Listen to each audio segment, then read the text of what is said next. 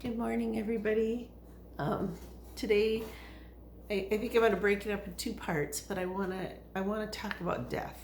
That's been a big thing to me, and we all deal with it, and it's hard. It's really hard. But I'm going to break it up in two parts because first I want to talk about my uncle. He was really close to me. He had a near-death experience, so I want to talk about that, and then just some other things that happened. And then the next part, I'll talk about my son dying and my grandma's dying and just some my dad and close people who died. And I guess if nothing else, I'm just telling my story for the kids down the line. I don't know, so they know what my life was like. But I want to show you a couple of pictures. The other thing I like to do is paint. And this picture here is of my Uncle Gary, and he's the main one in my story today. And I painted this. I finished it after he died, but I started it before he died. And it's a special painting. He always drove around in this truck, and so that was cool. And the second one I want to show you is because I guess this is the woman's pride thing or something. I used to be pretty. I was young and pretty. So beauty definitely fades. But I painted this picture from a picture. I was 40 because I had just gotten remarried to my last husband, Steve. And I painted this picture, and it was from a picture taken in our yard. I don't know if you can see it very well, but I was cute. So anyway, we got that out of the way. My uncle, I didn't really get to know him until I was older, because he lived in California. He had a really rough childhood, and that's a whole different story. I don't know if I'm going to get into, but he had a real rough childhood. He ended up moving out to California. He was married twice to cousins. His first wife, I guess everybody just described her as something else. She was just something else. She was into a lot of bad things. I think she was probably into drugs or something, but he had 4 boys with her. And then they also ended up adopting my cousin Debbie, and then they broke up, and then Gary started going with Sandy, who was Alice's cousin, and she was a lot younger, but so he married Sandy, and they had 3 boys. And I always found that story just kind of tragic and hard, but when I did get to know him, I was really close to him. We had so much fun. I would drive him around. He had worked out in California, had things really nice, and he got in a car accident, or not a car accident, it was a workplace accident, and he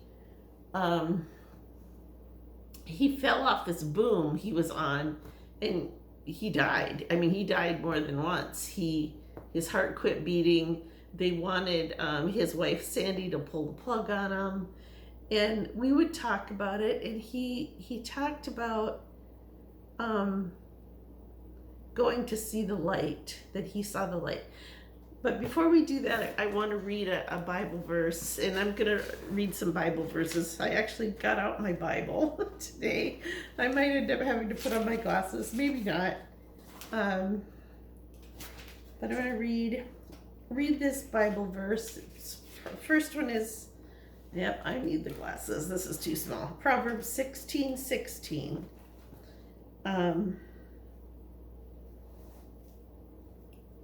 How much better to get wisdom than gold, to choose understanding rather than silver.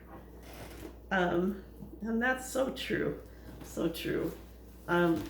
It's so much better to know the Lord and to have understanding. And And I'm not saying I'm there. I like feel like I barely scratched the surface, and I'm 60, almost 60.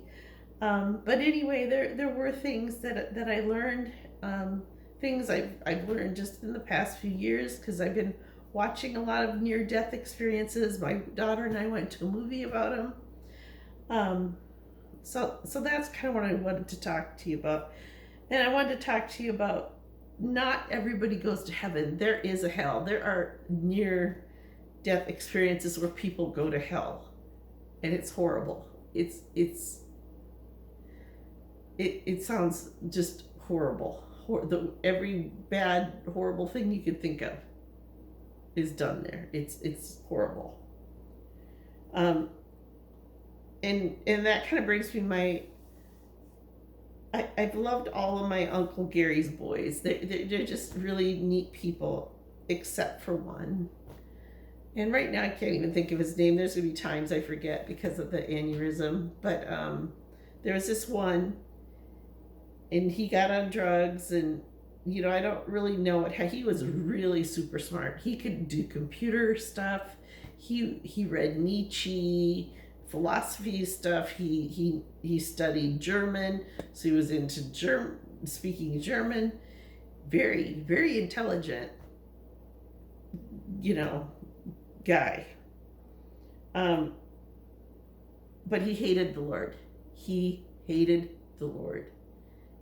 And just being around him, nobody wanted to be around him. And I ended up meeting him at once. He had come to Minnesota, and I met him, and it was a big fiasco. It was horrible. But he ended up leaving, and I just didn't want him to know where I was anymore. So I didn't want contact, and neither did his brothers or anybody else. His name was Jim. But anyway, he ended up dying on a park bench in Compton, hating the Lord, just still to his death. And I think it was kind of hard to know him because of that. Like, in my mind, I could always think, well, I didn't know if they were saved or not, but he really hated the Lord. He hated him. And so I know I'm not going to see him in heaven. And that's really sad. But anyway, about these near-death experiences, and you really got to watch some of these because the enemy tries to mess with all these too. Because I've seen some that I didn't really feel like they weren't genuine or they were putting their own twist on it. Like there is only one way to heaven, and it's through Jesus. He's the only way. He's the way and the truth and the life, and no one comes to the Lord, to the Father, except through him. But anyway, there was one, and I kind of wanted to talk about this. There was one or two near-death experiences that I heard, and if you want to hear some, Randy Kay is the name of the guy who usually tells them, but there was a few where they would start off, they thought they were going towards the light, and these people met them, and they were being nice to them at first, and this and that, and told them basically that they were in heaven, and then they just turned on them, threw them in a cell, whatever kind of cell it was, and it wasn't heaven, it was hell. And I don't remember how they got rescued, but there definitely is hell. And I don't want to go there, and I don't want to see any of my family or friends go there. But my uncle talked about going towards the light, and that he saw family, and he said he wasn't afraid to die.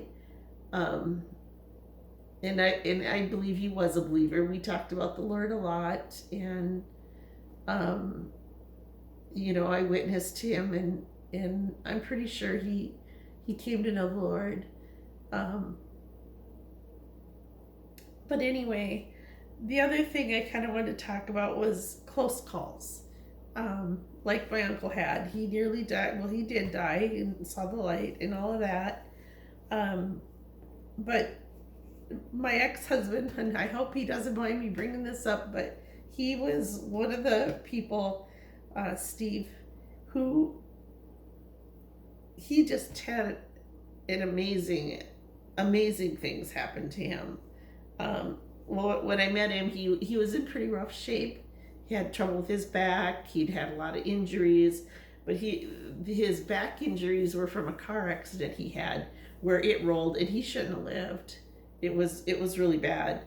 So he ended up having back surgery. They put rods in his back, and it was always chronic pain for him. I always felt bad for him. And then he ended up getting MS. And one day in church, they prayed for him. And I remember him having these episodes with MS where he had a really hard time. And I don't know, I can't remember what he called them, but they were like where it was kind of flaring up. And after that prayer time, he didn't have it no more. I saw it. He still had his physical other problems, but the MS, I never saw him have another flare up. And then one day, he was a logger, and he was out logging, and I get a call that something happened, and go to the hospital. This huge log had rolled down the hill and rolled over him. He walked out of there with just a couple scratches. He should have been dead that time too. He said that right where he was, there was like this little divot, and he just kind of fell into that, and the log just went over him. But it was huge. It should have killed him. So I saw him too escape death. And then me, when the kids were little, we went out to California, and we were on the ocean, and I was gonna lay out a blanket or something, and I'm shaking out this blanket and walking backwards, and we were on these cliffs.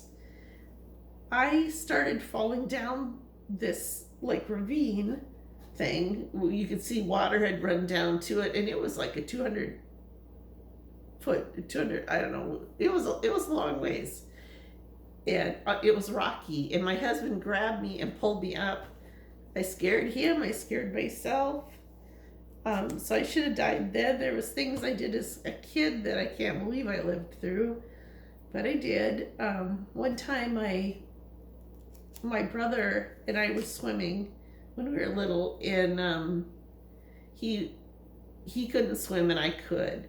And so he got over this drop off, and he was out there just yelling and screaming, bobbing up and down. And it was a beach where there was a long way where it was really shallow before you hit this drop off. And so my mom was way up at the shore. She couldn't make it out. And the other kids, I was trying to get them to like hand me a floaty or something, and nobody would. And so I just swam out there, and he grabbed a hold of me, and then I went under. Then we were both under. But somehow during the midst of that, I got my foot back on the sandbar, and we got out. We were okay. We got back on the sandbar, and we were okay. But all I can remember was my brother was dying, and I wasn't going to let him die. But the Lord kept both of us. And then the second time would have been the hitchhiking experience. That was really dangerous. Something could have happened. I could have got assaulted or worse, or killed. I mean, something could have happened to me. And the third time was a brain aneurysm. When they did the surgery, I don't know how dangerous the actual aneurysm was, but they did the surgery, and they got it stopped. And then I got bacterial meningitis. And that kills people real easy. I don't even know how many people lived through that. And I lived through that. I was in the hospital 6 weeks. And when I got out, I was actually kind of upset. I was upset that I had lived through it because life has been kind of hard, and I just really wanted to go be with the Lord. But that's in His hands, and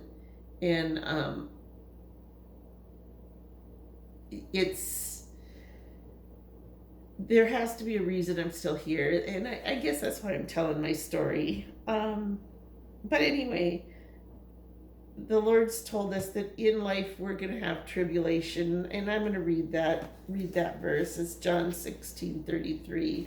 To put these glasses back on, and then I'll probably a little bit start the other one, because I want to get into that one too, but maybe today sometime.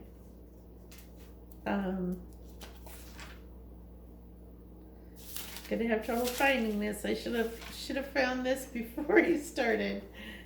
John 16:33. I found the verses in my phone, but my phone has to record, so that's not gonna work. I'm a little new to this.